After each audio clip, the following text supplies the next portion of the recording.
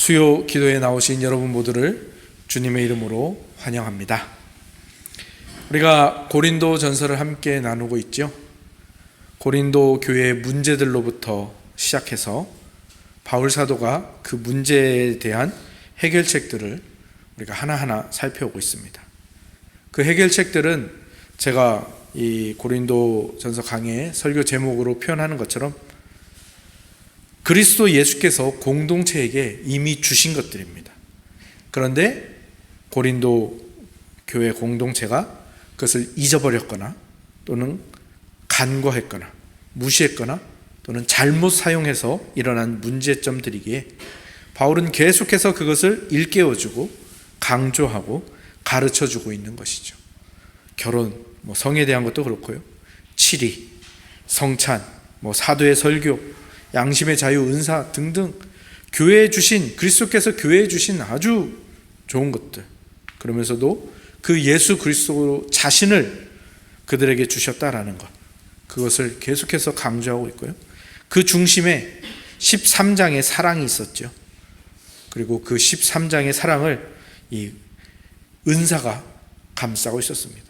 사실 교회 안에서 눈으로 보기에 가장 강력하고 가장 중요해 보이는 그 은사조차도 사실은 그 사랑, 그 그리스도를 우리가 받은 흔적이며 그 사랑과 그리스도를 전달하는 도구에 불과하다는 것을 말한 것이죠. 그 다음에 나오는 이 15장은 우리가 함께 읽으면서 느끼셨겠지만 부활에 대한 이야기가 나옵니다. 사랑, 은사가 감싸고 있는 사랑에 대해서 이야기를 했는데 그 다음에 부활이 나온다라는 것은 우리가 무엇을 유추해 볼 수 있는 것입니까? 이 사랑과 부활이 아주 긴밀하게 연결되어 있음을 우리가 유추해 볼 수 있는 것이죠. 그래서 그런지 이 은사가 감싸고 있는 사랑이라는 이 분량과 정말 비슷해 보일 정도로 이 15장은 그 분량이 굉장히 깁니다. 그래서 바울이 굉장히 중요한 내용을 말하려고 한다라는 것을 알 수가 있고, 거기 그 앞에서 나왔던 이 은사가 감싸고 있는 이 사랑을 이 부활이 어쩌면 뒷받침해 준다, 또는 그만큼 중요하다라는 것들을 우리가 알 수 있는 것이죠. 그렇다면 부활이 왜 중요한가 하면 바로 우리가 듣고 믿고 누리고 있는 이 복음의 본질이 부활에 있기 때문이죠. 이 말은 무슨 말인가 하면 부활이 없이는 복음도 교회도 온전할 수 없다라는 것입니다. 예수 그리스도께서 부활 위에 자기 자신의 부활 위에 이 교회를 세우신 것이고 그 부활의 복음을 전한 것이기 때문에 11장에 나오는 성찬조차도 예수 그리스도의 부활이 없다면 그냥 예수 그리스도께서 이 땅에 계실 때 잠시 있었던 그리고 사라져버릴 추억에 불과하게 되는 것이고요. 13장의 사랑도 이 예수 그리스도의 부활로 인한 영원한 생명이 없다면 사실 그냥 이 땅에서만 어떻게 하다가 끝날 것이기 때문에 이 사랑을 계속해서 이어나갈 동력과 이유가 사그라들게 됩니다. 그래서 우리가 이 땅에서 사랑을 해야 하는 것은 하나님께서 우리에게 영원한 사랑을 부어주셨기 때문이고, 이 영원한 사랑이라는 것은 영혼과 사랑을 따로 떼어내서 그렇게 볼 수 있는 것이 아니라 부활로 인한 영혼과 이 사랑은 함께 가는 것이고, 이 영원한 생명을 주신 예수 그리스도가 그 당신의 성품인 사랑을 우리에게 주시고, 그리고 그것을 우리도 예수 그리스도처럼 영원히 그것을 발휘하는, 그것을 바로 예수님께서 의도하시고 이 모든 일을 행하셨다라는 것이죠. 그래서 예수 그리스도의 복음은 부활의 복음이고, 부활이 없는 예수 그리스도의 복음은 존재할 수가 없는 것이죠. 그런데 바울에게 들려온 소식은 무엇인가 하면 고린도 교회 안에 부활을 믿지 않는 자, 부활이 없다는 자들이 존재한다라는 것이었습니다. 바울은 거기에 이 고린도 교회에서 일어난 문제들의 원인들이 있겠구나라는 것을 알아챈 것이고요. 그래서 이 부활이 얼마나 중요한 것인가, 그래서 이 고린도전서를 마무리하기 전에 아주 긴 내용으로, 그리고 긴 호흡으로 이 부활에 대한 내용을 강력하게 증언하며 선포하는 것이 바로 오늘 우리가 함께 나눌 15장의 내용이고요. 이 내용이 길기 때문에 다음 주까지 이 15장을 함께 나누려고 합니다. 이 부활은 그냥 사도들이 만들어낸 개념이 아니죠. 누군가가 거짓으로 생성한 소문 같은 것이 아닙니다. 오늘 본문 3절부터 8절까지 이어지는 내용을 눈으로 한번 보시기 바랍니다. 내가 받은 것을 먼저 너희에게 전하였다라고 하죠. 이 받은 것이 무엇인가가 이제 그 다음부터 나옵니다. 이는 성경대로 그리스도께서 우리 죄를 위하여 죽으시고 장사 지낸 바 되었다가 성경대로 사흘 만에 다시 살아나사 게바에게 보이시고 후에 12제자에게 그 후에 500여 형제에게 일시에 보이셨나니 그 중에 지금까지 대다수는 살아있고 어떤 사람들은 잠들었으며 그 후에 야고보에게 보이셨고 그 후에 모든 사도에게와 맨 나중에 만삭되지 못하여 난 자 같은 내게도 보이셨느니라. 이 내용은 많은 신학자들이 말하기를 이것은 마치 오늘날 우리가 신앙 고백을 사도신경으로 하듯이 부활에 대한 신앙 고백을 하는 그런 신앙 고백문이었다라고 신학자들이 말합니다. 성경대로 그리스도께서 죽으시고 성경대로 장사 지낸 바 되셨다가 성경대로 살아나셨는데 그게 그냥 예수님이 말하고 끝난 것이 아니라 그것을 본 사람들이 있다라는 겁니다. 게바가 받고 12제자가 받고 500의 형제가 일시기에 받고 야고보와 모든 사도가 이것을 다 보았다. 그 증인들이 지금도 살아있다. 그리고 맨 마지막 증인인 바울은 다메섹 도상으로 가는 그 다메섹으로 가는 길에서 이 부활하신 주님을 만났죠. 그래서 자기까지도 그 증인이다, 마지막 증인이다라는 것을 말하고 있는 것이죠. 오늘날의 사도신경과 이 고린도전서 15장 3절에서 8절에 나오는 이 신앙 고백문에 극명한 차이점이 하나가 있죠. 그것이 무엇입니까? 이 신앙 고백문의 내용을 물어보고 확인해 줄 그런 검증할 수 있는 사도들과 사람들이 많이 살아 있었다라는 것이죠. 그러니 예수 그리스도의 부활이 의심의 여지가 없다라는 것을 사도 바울이 말하고 있는 겁니다. 그것을 본 많은 증인들이 있으니 물어봐라. 나에게도 물어봐라. 얼마든지 검증해봐라 라는 것이죠. 사실 이 고린도전서가 쓰여질 이 당시에는 사복음서가 아직 기록되기 전입니다.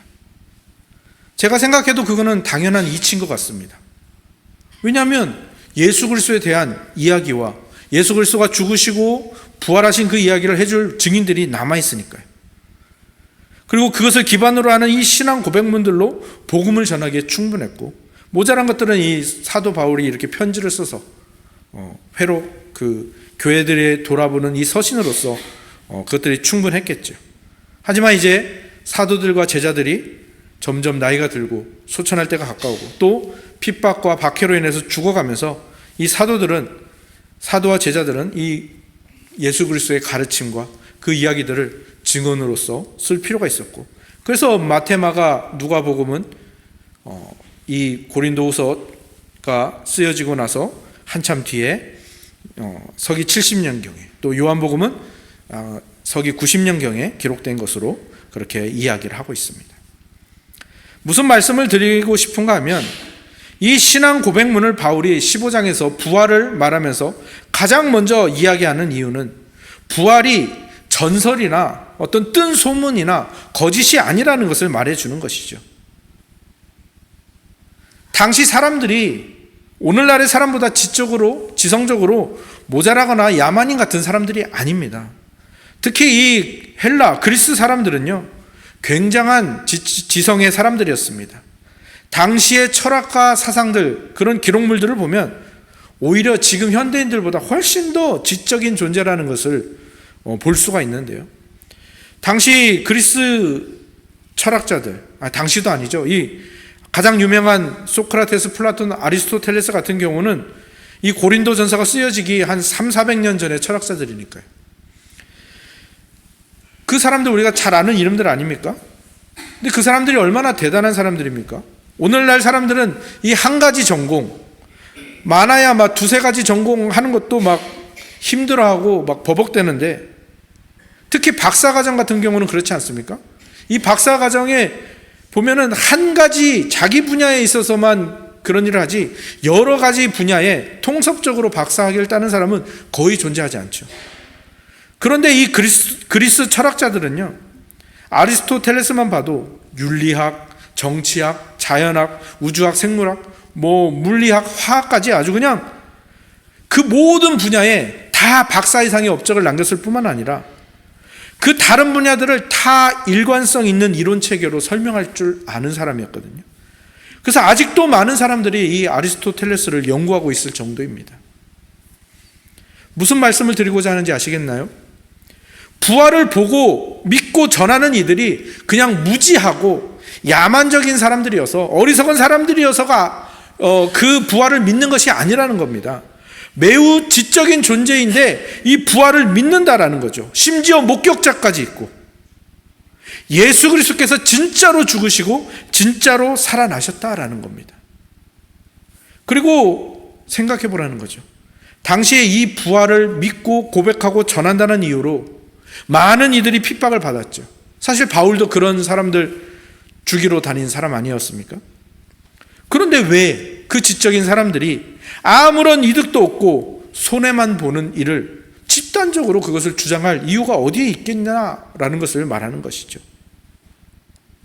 사실 당시 1세기 때에도 자신이 메시아라고 주장하는 자들이 10명 이상 있었다고 하죠.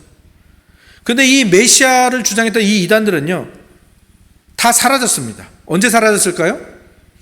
그 창시자가 죽었을 때, 창시자가 망했을 때, 창시자의 어떤 흠이 보였을 때 다 사라진 겁니다.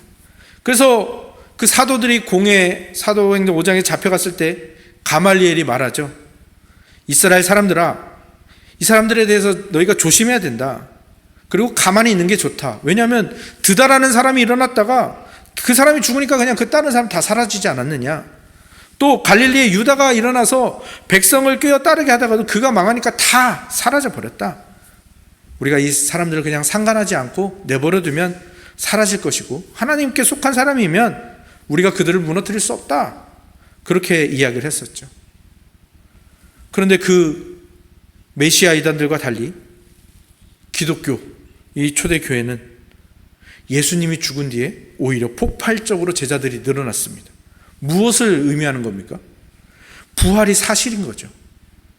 예수 그리스도가 죽으시고 부활하셨기 때문에 그 부활을 경험한 자들의 목격담과 진술이 정확하게 일치하기 때문에 의심의 여지 없이 제자들이 계속해서 늘어나고 교회가 계속해서 세워져 갔던 거죠. 이것은 굉장히 놀라운 일입니다. 감옥에서 회심한 찰스 콜슨이라는 사람이 있습니다. 미국 사람인데요. 이 사람은 닉슨 대통령의 특별 보좌관이었습니다.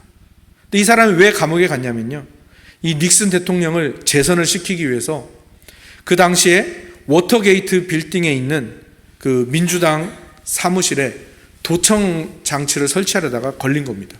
근데 이 설치한 사람들이 처음에 걸렸을 때는 우리는 그냥 도둑질하러 들어갔습니다 라고 하고, 거기에 연관된 사람들 한 10명이 넘는 사람들이 다 입을 맞춘 거죠. 우리는 그런 거를 도청하려고 한 게 아니다. 우리는 그런 거와 전혀 관계가 없다 라고 했는데, 한 3주간 아주 그냥 사람들 다 따로따로 해가지고 계속해서 집중적인 조사를 했더니 그 진술들에서 점점 어긋나는 것들이 생기고, 결국은 그 도청 장치를 설치하려 했다는 것도 드러나고, 그 외에 다른 비리, 탈세 이런 그 닉슨 대통령과 그 일당들의 모든 범죄가 다 드러나가지고 결국 탄핵 결의가 되고, 이 닉슨 대통령이 사임한 사건, 그것을 워터게이트 사건이라고 하죠.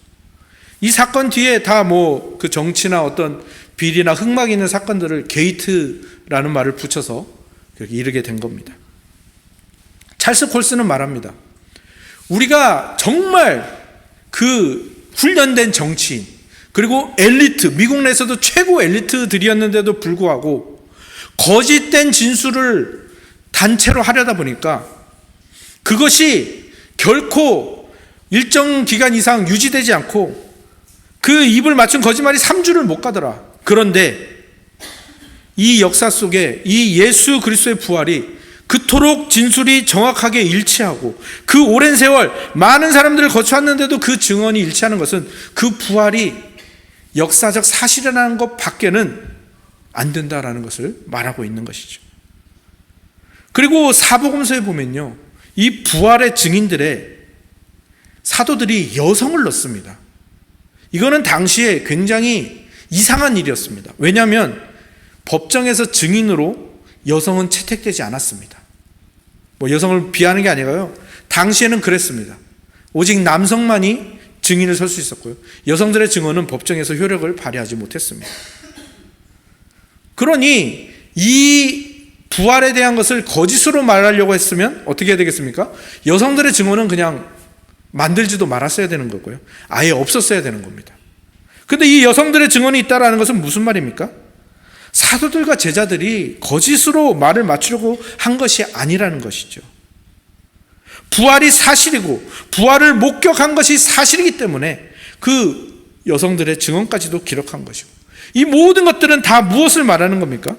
예수 그리스도가 실제로 부활하셨다라는 것, 그것 외에는 설명할 길이 없는 것이죠. 그리고 바울은 말합니다. 예수 그리스도께서 부활하셨다면 우리도 그 부활의 소망을 가지게 되는 것이다 라고 말합니다. 생각해 보십시오. 예수 그리스도께서 교회에 어떤 나무를 주셨어요. 근데 그 나무가 어떤 나무인지 몰라요. 그러면 어떻게 해야 되겠습니까? 그 나무를 심고 열심히 가꿉니다. 근데 그 나무에 드디어 첫 번째 열매가 맺혔습니다. 근데 그 열매가 무엇이었습니까? 예수 그리스도의 부활이라는 열매였던 겁니다. 그럼 우리는 무엇을 알 수 있습니까? 이제 이 나무의 이름을 알게 되는 겁니다. 아, 이 나무는 부활나무구나. 예수께서 우리에게 부활나무를 우리에게 주셨구나. 그리고 또 무엇을 기대할 수 있겠습니까? 첫 번째 열매가 예수 그리스도의 부활이었으니 그 다음 열매도 부활이라는 것을 우리가 알 수가 있는 것이죠. 그래서 바울이 이 첫 열매라는 이 말을 하는 것이고, 그리고 그런데도 불구하고 어찌하여 너희가 믿지 못하느냐라고 말하는 것이죠.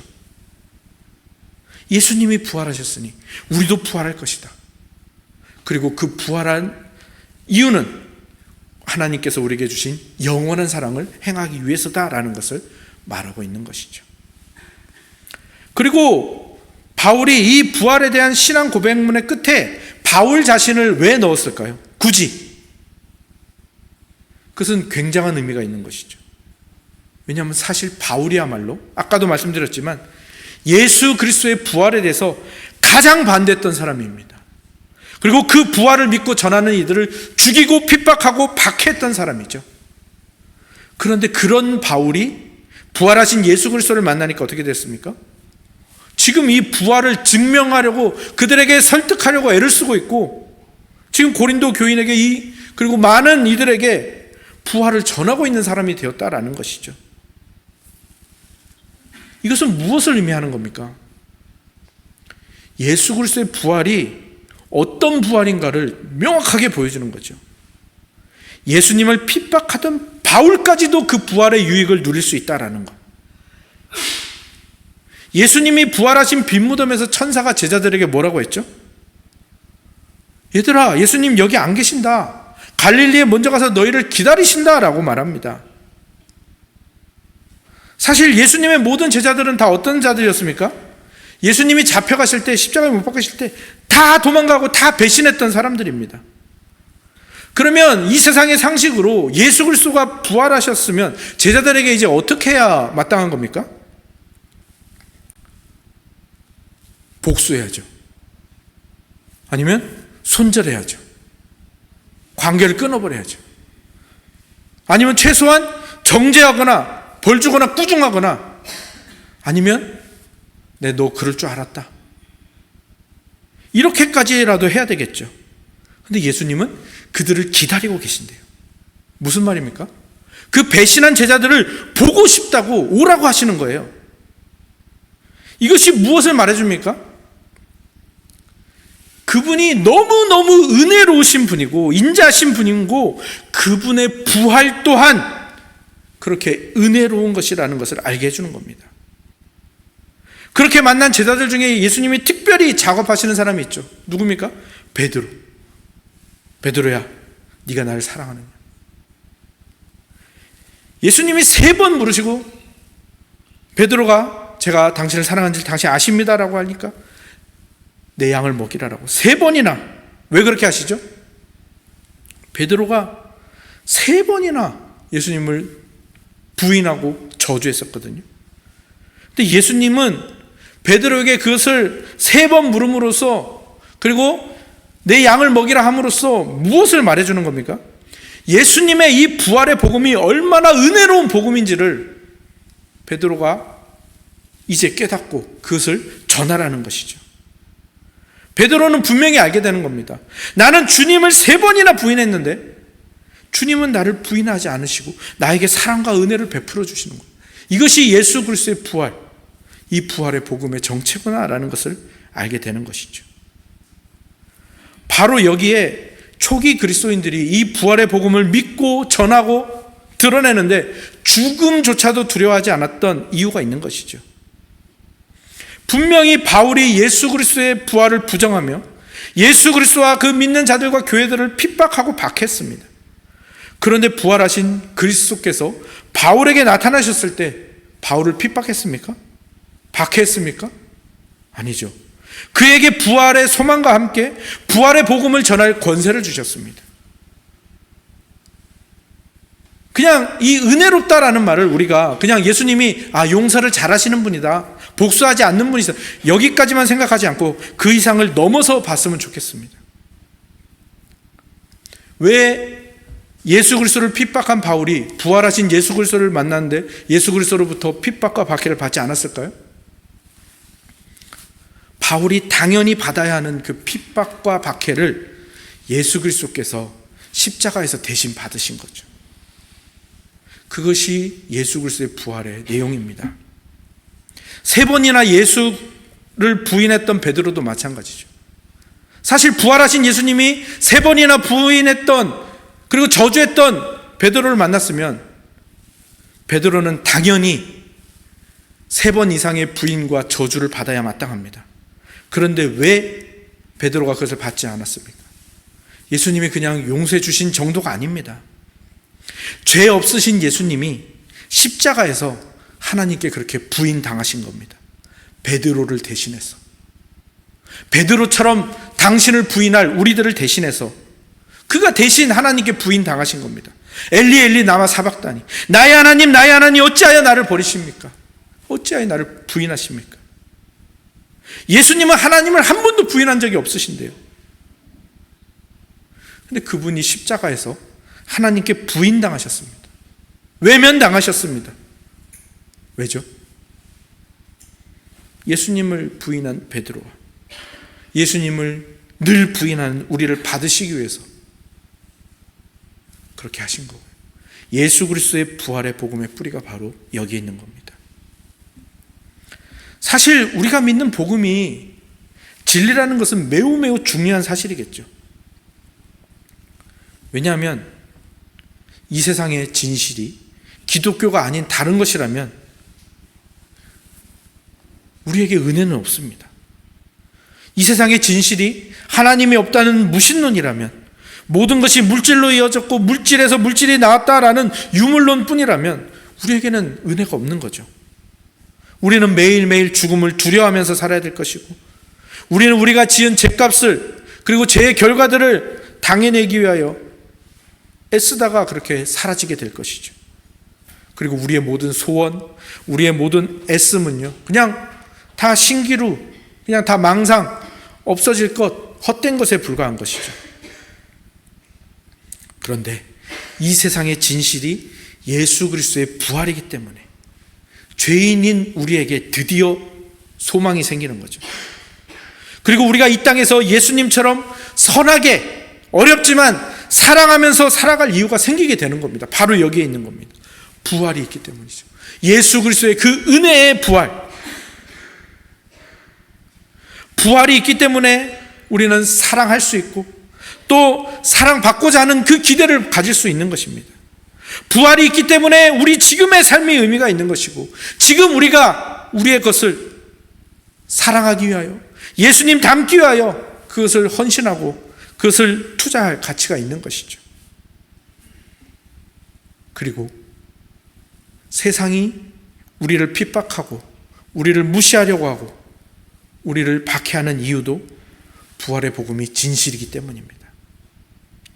사실 세상의 힘은 너무 간단하죠.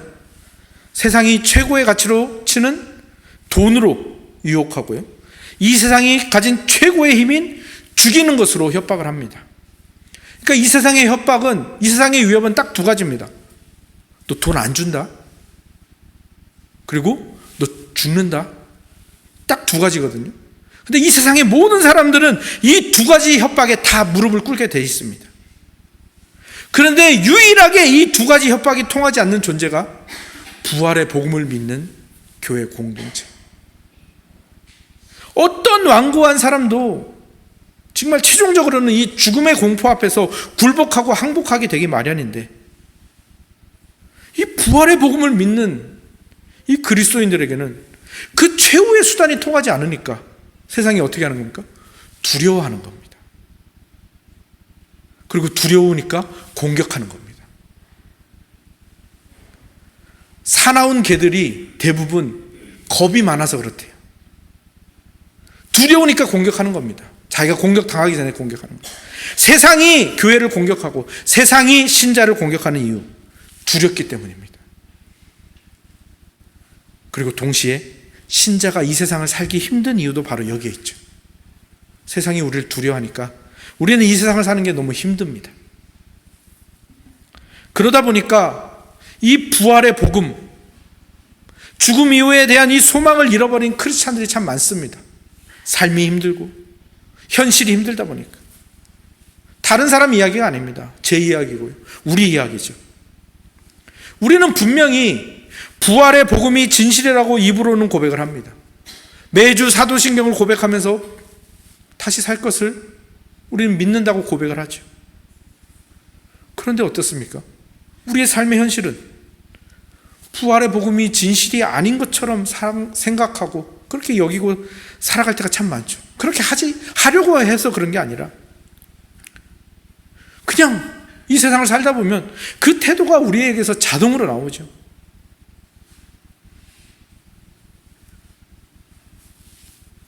그래서 우리는 늘 말씀으로 돌아가야 되는 겁니다. 말씀은 계속해서 말합니다. 삼위일체 하나님이 서로를 영원히 사랑하시는데 그 영원한 사랑을 우리에게도 주시기로, 그 영원한 사랑이 우리를 초대하기로 작정하셨죠. 그래서 그것을 우리에게 주시기 위해서 자신이 죽으시고 또 자신이 부활하심으로 말미암아 이 죽음을 넘어서는 영원의 이 사랑을 담아서 우리에게 주셨다라는 것. 우리가 계속해서 배우는 것이 우리가 누리고 있는 복음이 바로 그것입니다. 이 복음을 받은 우리는 더 이상 죽음이 두렵지 않습니다. 물론 죽음은 여전히 아프고 슬프겠죠. 그러나 더 이상 우리에게 위협이 될 수 없다라는 것을 우리가 늘 기억했으면 좋겠습니다. 며칠 전에 팀 켈러 목사님이 소천하셨다는 소식을 들었는데요. 그분이 쓰신 책 중에 이런 이야기가 기록되어 있더라고요. 어떤 목사님에 대한 이야기입니다. 도널드 그레이 반하우스가 필라델피아 제10장로교회에서 목회할 당시 겨우 30대 후반이었던 그의 아내가 채 12살도 안 된 4자녀를 남긴 채 암으로 세상을 떠났다. 그가 자녀들과 함께 차를 몰아 장례식으로 향하는데 대형 트럭이 안쪽 차선으로 추월하면서 트럭의 그림자가 그의 차에 드리워졌다. 그 순간 반하우스는 아이들에게 묻는다.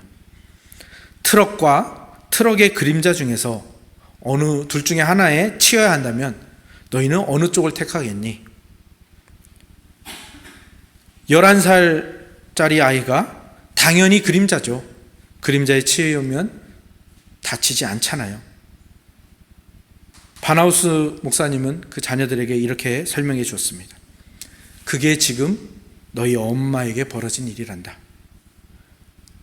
죽음 자체에는 예수님이 이미 치이셨기 때문에 엄마는 죽음에 치인 게 아니라 엄마는 죽음의 그림자에 치였을 뿐이란다.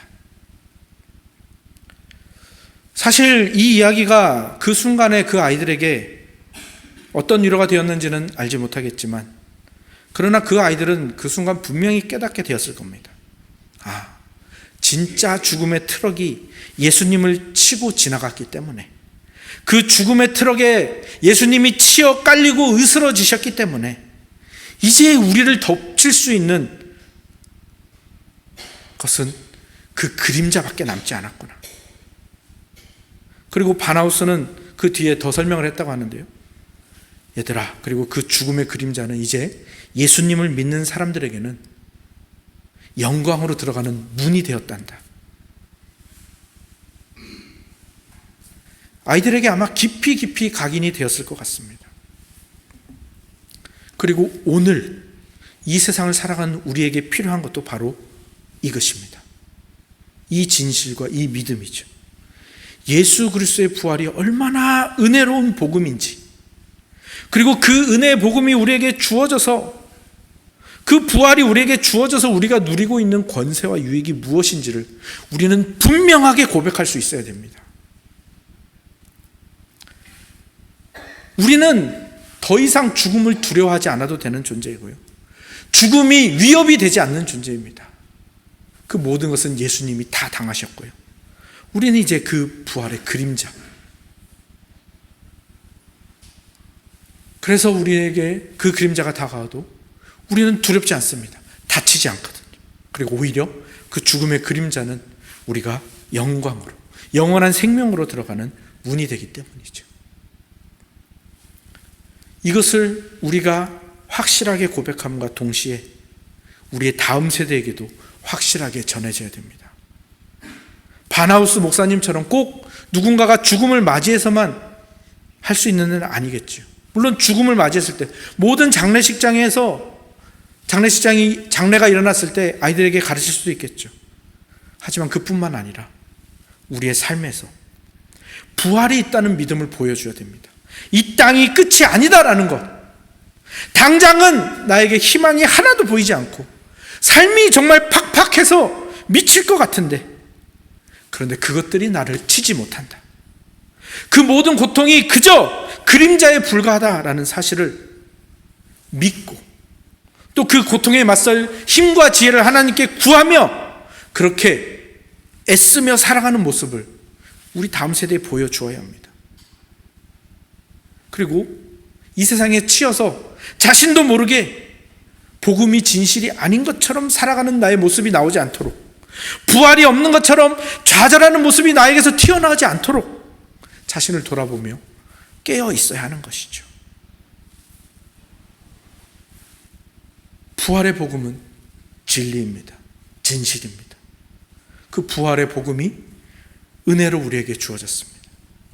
그 부활의 복음으로 오늘 여러분의 하루를, 오늘 우리의 하루를 은혜와 소망으로 채워가기를 소망합니다. 그리스도께서 대신 죽음의 트럭에 치이시고 그 그리스도가 다시 살아나실 때 우리와 함께 살아나신 그 공동체답게 하루를, 그리고 인생을 살아가시는 우리 모두가 되기를 주님의 이름으로 축원합니다. 아멘.